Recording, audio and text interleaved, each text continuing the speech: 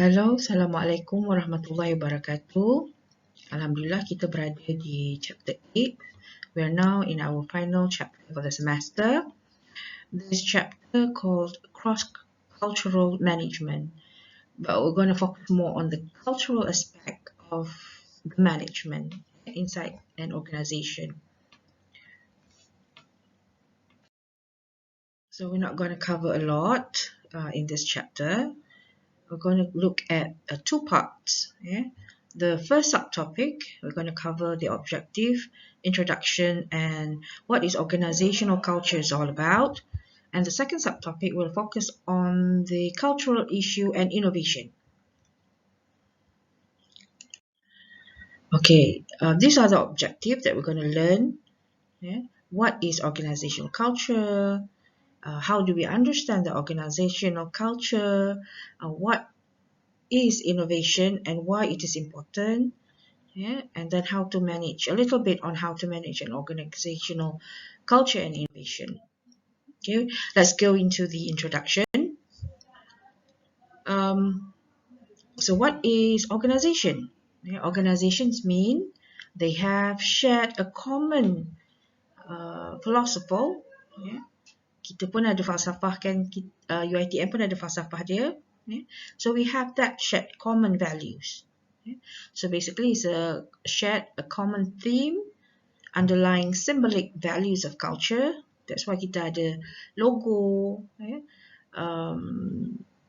tema, which reconciles the definitions of culture, has symbolic values of shared beliefs, rituals, practice, and language. So organizational cultural epitomized has a shared understanding and meaning relates to the definitions of organizational culture has systematic norms, beliefs, and attitudes. Dia adalah satu norma yang sistematik yang digunakan pakai oleh semua ahli dalam organisasi. And ini merujuk kepada Outboards, merujuk kepada Gagliardi, tak tahu betul ke tidak saya pronounce it. Dia defines organizational culture as a coherent system of assumption and basic values.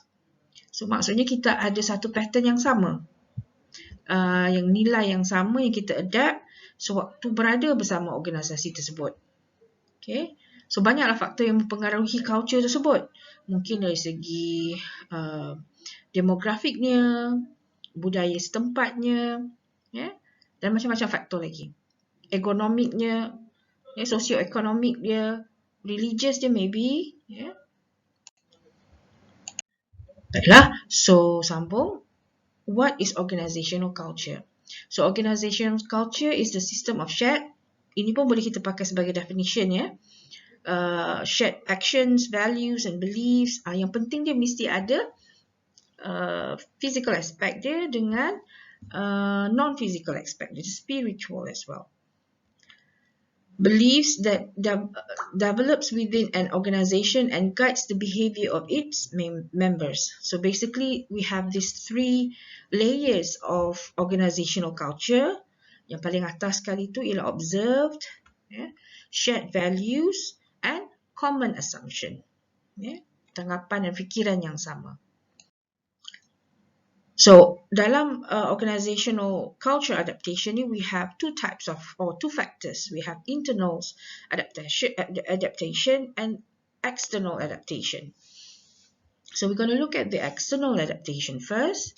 The external adaptations, basically we must know the mission, the goals, the task and method to achieve them, and then methods of coping and success, failure.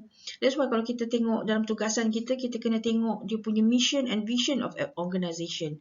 Kenapa benda tu penting? Sebab benda itu yang bind the staff, the members of the organisation together. Okay? And that's also the direction of what the organisation is pursuing. So business orientation mereka tu mesti menuju ke arah yang sama. So Another aspect of the important aspect of external adaptation, dia mesti ada separating, prioritizing, apa yang dia nak capai, put prioritization based on important, developing ways to measure accomplishment, creating explanation when for not meeting goal. Kena ada justification sekiranya goal tidak dipenuhi. And then these are some examples of the external adaptation questions, such as what is the real mission and what is our goals? How can we contribute to reaching these goals? What are the external forces that are important? How do we measure results? And so on and so forth. So these are the common question yang selalunya kita pakai sewaktu adaptation in external aspect. Now we look at the internal aspect of adaptation and integration. So for internal, basically, dia memberi identity, identity kepada members of the organisation. For example, the creation of collective identity, finding ways of matching methods of working and living together. How we live inside or how we work together inside an organisation. So these are some of the internal integration questions. What is our unique identity? How do we view the world? Who is the member? How do we allocate power, status, and authority? And how do we communicate, and so on and so forth. So most of us ada experience kan bila masuk dalam sesuatu organisation yang baru. Paling simple macam kita tukar sekolah daripada satu sekolah ke sekolah yang lain masa kita membesar kan. Daripada sekolah rendah ke sekolah menengah. Sekolah menengah pun mungkin ada yang masuk sekolah harian kemudian pergi ke asrama. So dia ada beza dari segi environment, cara, filosofi sekolah itu. Kalaupun pada dasarnya samalah, lazimnya sama sebab kita masih lagi dalam demografi yang sama, sosioekonomi yang sama, sosio budaya yang sama. Cuma saya nak tengok kamu fikir baliklah, do some sort of reflection sebab kita belum masuk lagi dalam alam pekerjaan kan. So bolehlah kamu fikirkan pengalaman kamu sewaktu tukar sekolah ataupun masa mula-mula masuk UiTM. Ada tak beza dia? Apa filosofi UiTM dengan filosofi UKM, UTM ataupun universiti awam yang lain. Okay. So inilah cara kita adapt lah basically. So we have to do some sort of reflection, some sort of thinking, and how we adapt to the latest requirements that the organisation needs. Okay, and how do you meet people, how do you greet people, how do you treat people, and how you communicate with people, and so on and so forth. So ini bergantung kepada, are you open about it, are you fixed about it. So kita ada open-minded and fixed-minded. So open-minded people are more close to growth, pembangunan, more easier to growth. So you can do some sort of reflection here lah. Itu saja. Okay, so now while working in any organisation, another factors that is very important is actually working together. Cara kita bekerjasama antara satu staff dengan yang lain, ataupun antara orang atasan dengan orang bawahan, and so on so forth. So it is the important aspects of working together. Kita ada dalam 3 point here, deciding who is a member and who is not. Apa kriteria pemilihan dalam kita memilih ahli dalam sesuatu jawatan kuasa ataupun gerak kerja. Contohnya, so kamu nak pilih ahli projek pun apa kriteria kamu? Mesti ada kriteria kan? Okay. So developing an informal common understanding on what is acceptable or unacceptable. So dalam organisasi benda ni adalah jelas. Ada ni kita panggil disiplin dan etika. Disiplin ni sebenarnya kita dah bentuk disiplin mengikut perjalanan hidup kita. Dekat rumah ada disiplin dia, dekat sekolah ada disiplin dia. Dekat organisasi pun ada disiplin dia.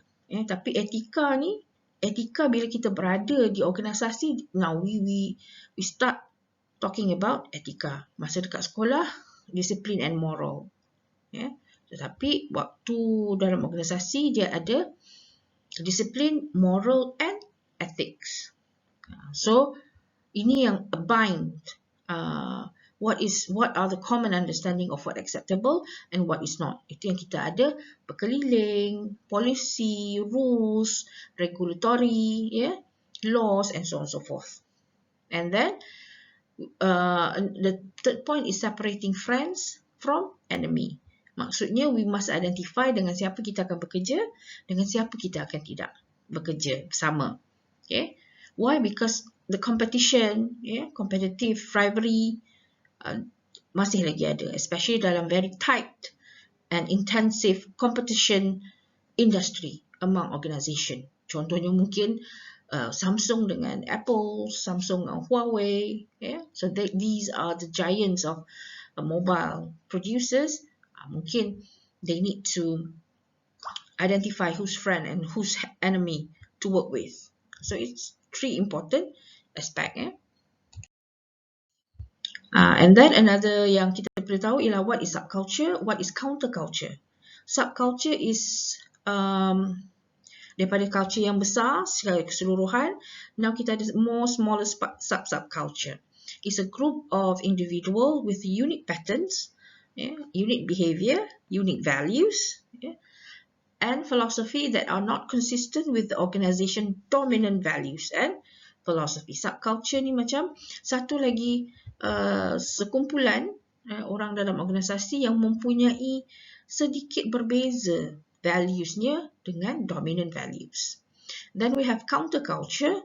Yang counterculture ni is groups where the patterns of values and philosophy outwardly reject, menolak those or larger organisation or social system. So kalau dalam demografi yang sama mungkin dia tak ada berapa banyak isu lah. Tetapi kalau dari contohnya organisation tu datang daripada organisation antarabangsa datang daripada luar, pergi buka cawangan ataupun branch di Southeast Asia ke Middle Eastern ke yang mempunyai different types of values. Dan mungkin ada subculture and counterculture. Okay. Alright. Then it will create a problems associated with importing societal subgroups from larger society.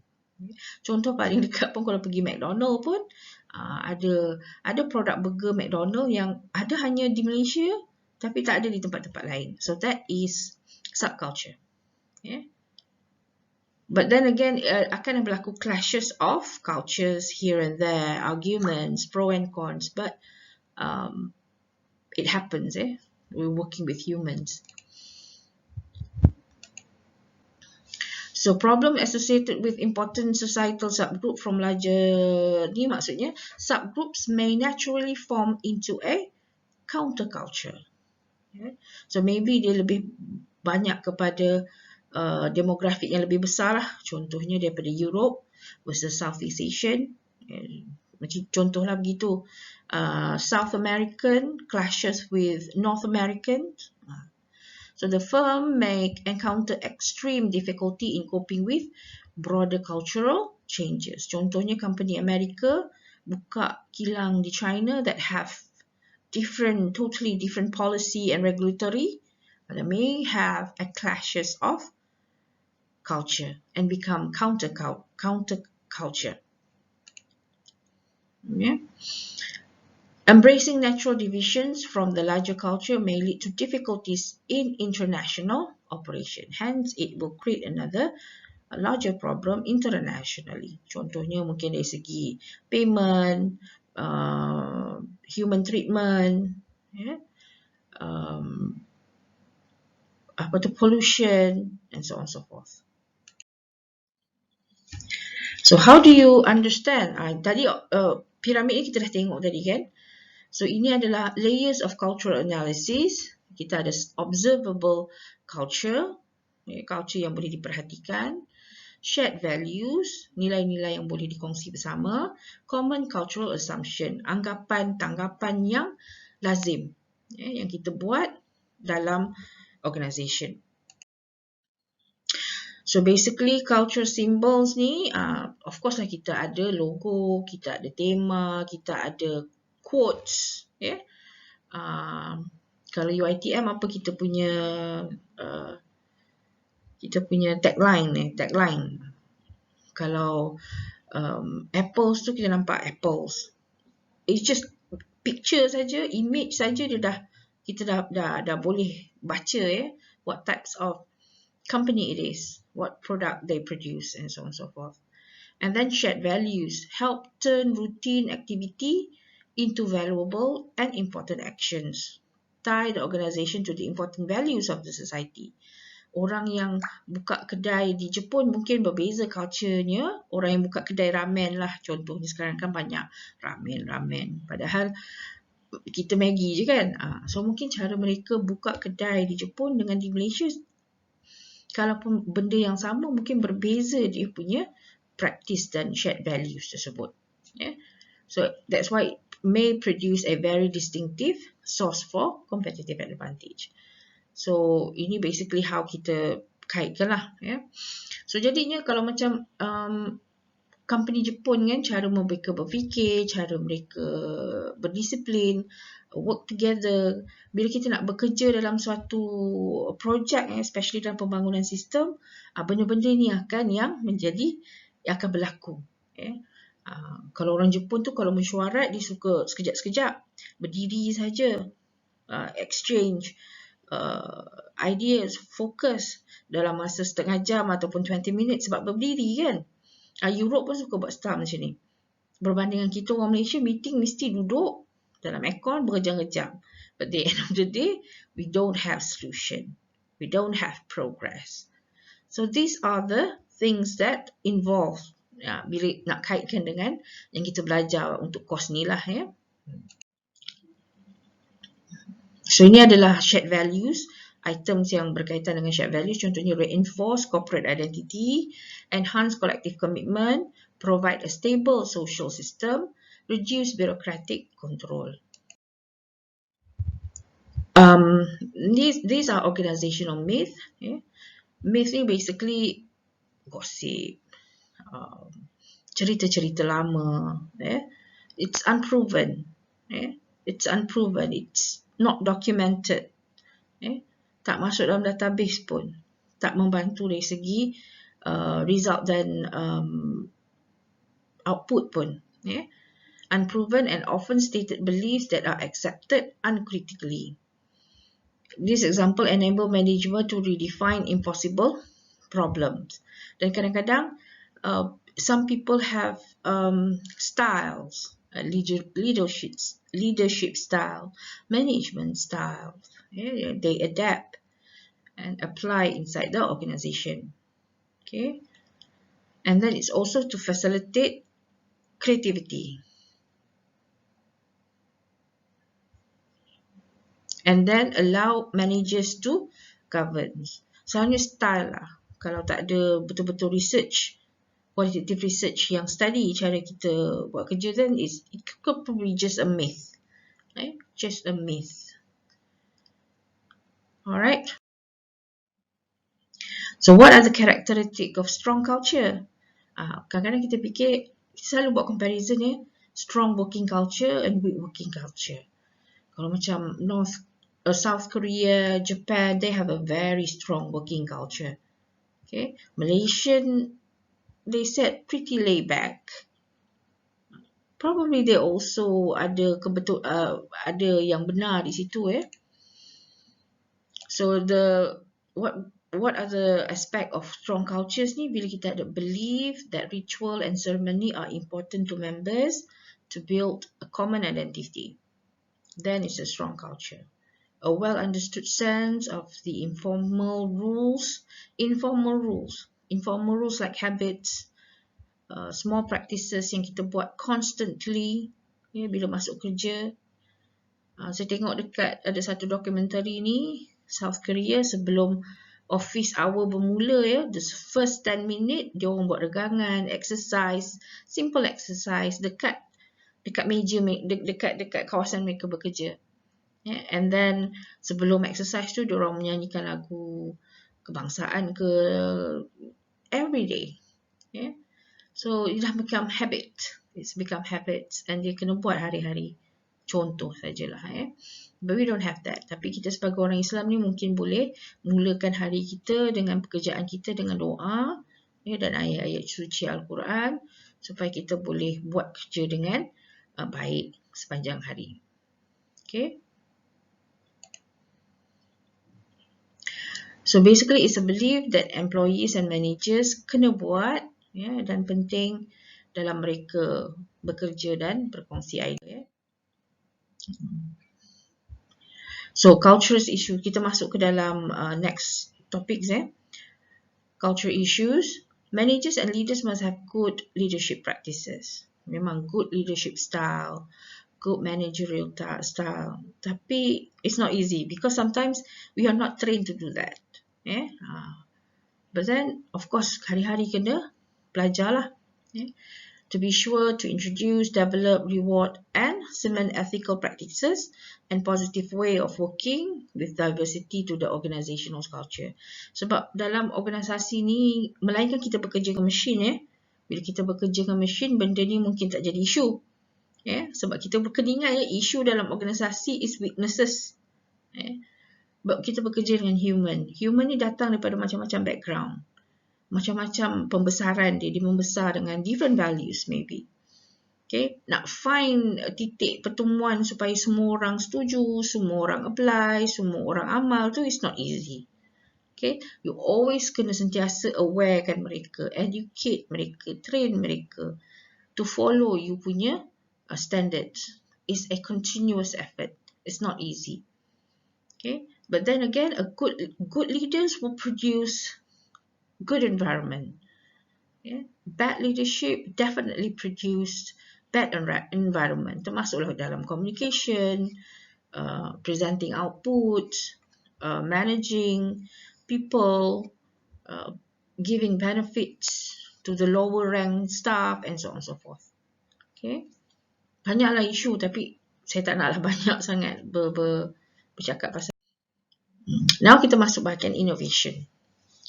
So dalam organisation kita belajar kan life cycle analysis tu yang mana sesuatu organisasi tu bila dia dah develop, dia dah growth, dia akan sampai satu tahap maturity. Kalau dia tak ada start with new product, new types of service, dia akan die out. So innovation is basically satu aktiviti yang penting untuk keep the organisation going. Keep the organisation still be competitive in the industry. So innovation is very important. Hatta dalam education institution pun innovation sangat-sangat penting. Kalau tak, organisation tu akan die out. So innovation could be dalam macam-macam bentuk. Could be in product, in service, in processes, and so on and so forth. Okay. So innovation basically the process of creating new idea and putting them into practice. Okay. Product, it could be in product innovation or process innovation. So BPM tu banyak berkaitan dengan process innovation, tetapi hasil dia adalah product. It could be in both as well. Dia boleh berada dalam product innovation, process innovation ataupun maybe kedua-duanya. So product innovation is to introduce new goods or services to better meet customer needs. Okay, yang mana process innovation introduce new or better methods and operation, more effective, more optimized, more efficient, and so on and so forth. Okay, so innovation is a continual process. Kita kena sentiasa berinovasi. Sebab katakanlah dalam even siapa yang buat light bulb tu, dia test sampai 1000 kali baru satu yang berjaya. So innovation tak menjanjikan kejayaan setiap kali ia dilakukan. Dia boleh jadi banyak kali, 10 kali, tapi hanya satu saja yang benar-benar berjaya. So that's why we cannot stop being innovative. Sebab kita tak tahu daripada mana satu yang berjaya. It could be, we never know. Susah. Yeah? So innovation adalah continual process of exploring and exploitation. Kita explore dan exploit. Explore saja, tanpa exploit tak cukup juga sebab we tak nampak conclusion dia, tak ada ending dia. So we need explore and exploit. Exploration emphasizes on freedom and radical thinking provides an opening for big changes. Exploitation focus on refinement, reuse. Mungkin benda yang ada kita perbaharui dan jual semula. Mungkin ia boleh menjana profit, keuntungan ya. So exploitation pun sama penting dengan exploration. Kalau semua exploration pun kita penat juga. Ya. Exploitation pun could be a smart way of being innovative. So these are the phases. Fasa innovation.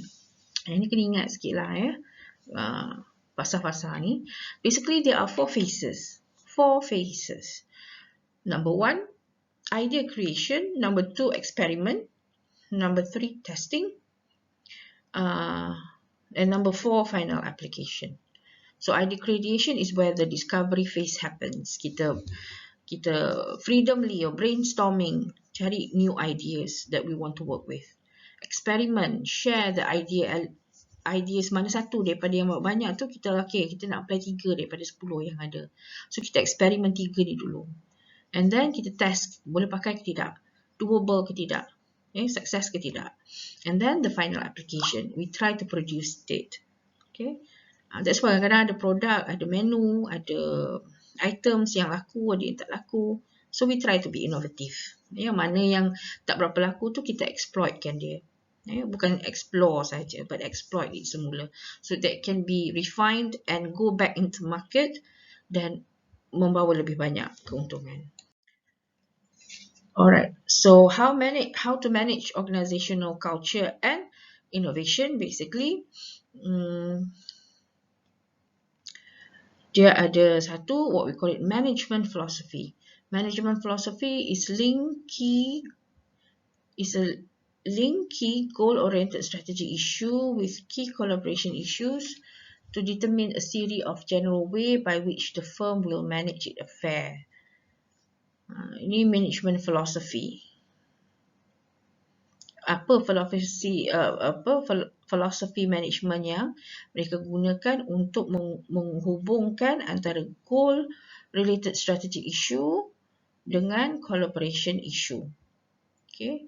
Kadang-kadang being innovation ni you tak boleh ada seorang. That's why dalam universiti pun dia ada incubator. Incubator ni tempat mereka mencari new ideas.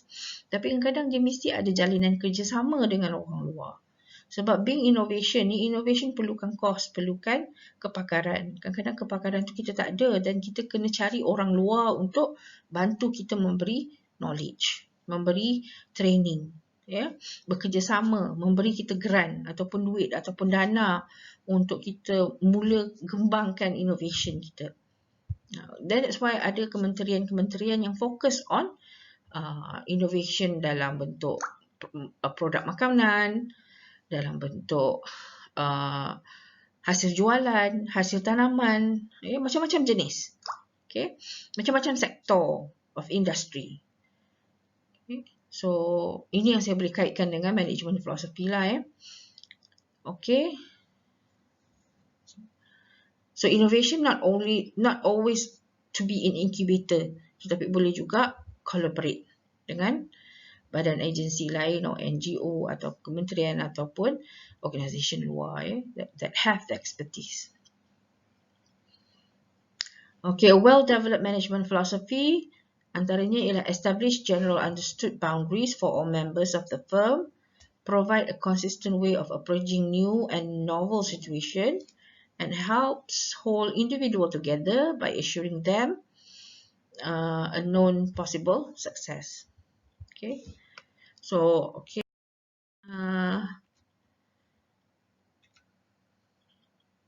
Strategies for managing organization culture. Kita ada observational culture tadi, piramid tadi, yang atas sekali observable culture, shared values and common assumption directly. So managers akan identify apa yang akan buat pemerhatian, akan empowers people to have same values, okay, and then betulkan people's punya thinking, understanding, always have, maksudnya managers kena be resourceful, kena menjadi orang yang resourceful, orang yang able to quickly to aware, quick to, dia sangat sensitif, dia sangat aware, okay, and then diterapkan nilai-nilai yang perlu dikongsi bersama. So itu peranan pengurusan.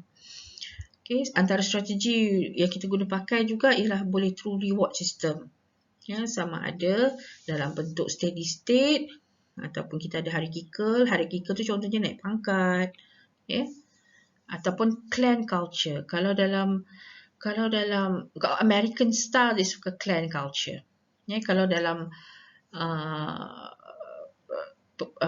faculty dia ada home, kumpulan-kumpulan yang elite. Kumpulan-kumpulan elite ni akan meningkatkan social status dia dalam tempat itu. American suka, Japan pun suka. This is what we call clan culture. If you kalau macam golf club pun kan, dia ada VVIP. That is clan culture. VVIP membership. With that membership, you deserve to be treated better compared to the non-membership. That is clan cultures. Evolutions and change, this is basically growth. Market culture, this is more yang kita belajar dari segi analisis life cycle model and so on and so forth. By setting the tone of the organization. So contohnya macam UiTM, the tone of organization is slightly different dengan other types of organization. Tabung haji, the tone of organization is slightly different from any other organization. How they govern themselves. Sebab tabung haji ada akta dia sendiri. So it's totally different tone of the organization. That is example lah. A common mistake in changing culture, trying to change people values from top down without also changing how the organization operates. So it's a very big mistake. Especially kadang-kadang orang new boss try to introduce new thing, but then it may produce bad results. Attempting to revitalize an organization by dictating major changes and ignoring shared values. So ketiga benda ni, observable, shared values and common assumption ni kena go together. Kena align together. Organizational lag meaning dia ada lambat sikit lah kan, delay sikit kan. The dominant culture patterns are inconsistent with emerging innovation. Macam kita Malaysia pun IR 4 tu kan, sebenarnya kita tak berapa sampai lagi kan. Amerika dah memperkatakan tentang IR 5 point. Yang kita belum lagi, kita masih lagi 3 point for example. So that is lag. Cultural change is hampered by a legacies of established behaviors with an over-reliance on rule following and reinforce of old patterns of behavior. Over-reliance, kita sangat bergantung kepada old patterns. Rule following. Kena ada agility. Kalau rule following ni, rule tu sebenarnya sebagai basis, asas saja. Adanya rules tu tak semestinya kita tak ada freedom to do, untuk buat kerja. We must have some rules so that we don't lose our direction, we don't lose our practice, especially in understanding. So kena align lah apa-apa yang berlaku pun. Kalau nak buat perubahan, semua factors ni kena tengok. Innovation, rules and regulation, policies, shared values, common assumption, so on and so forth. So teknik overcoming cultural lag ni, by promoting innovation ni is basically demonstrate how current behaviors can be applied to new innovation. So managers, leaders kena lead by example lah, to be honest. Kalau managers cakap lain buat lain, dia tak jadi juga. Orang bawah ni akan menengok saja kan. Observable culture, orang bawah menengok apa yang orang atas buat. Kan orang atas tu kalau salah dia punya tingkah laku, orang bawah dia takkan hormat kan. Susah nak hormat. So we must have some sort of examples, exemplary leadership. And then kena balancekan antara rules of changing and rules of following. You nak suruh orang ikut, you kena ada mekanismenya untuk kawal supaya mereka ikut. Itu contoh je. Okay, now kita dah nak bahagian akhir ni ya. Itu the pro and cons in applying BPM in any organisation. So ni adalah advantages of BPM. Jadi yang ini saya nak kaitkan dengan organisational lah. So ini adalah advantages of BPM. Saya nak kamu baca lah slide ni. Dan ni adalah disadvantages of BPM. Okay. Dan kamu boleh baca lah. Nah, hopefully boleh relate kan lah. Okay. So kita setakat ni saya rasa this is our final slide. Buat masa ni saya tak ada buku rujukan untuk yang slide yang ni. So kalau ada apa-apa soalan just boleh tanya saya melalui medium biasa kita berkomunikasi Okay. Assalamualaikum warahmatullahi wabarakatuh.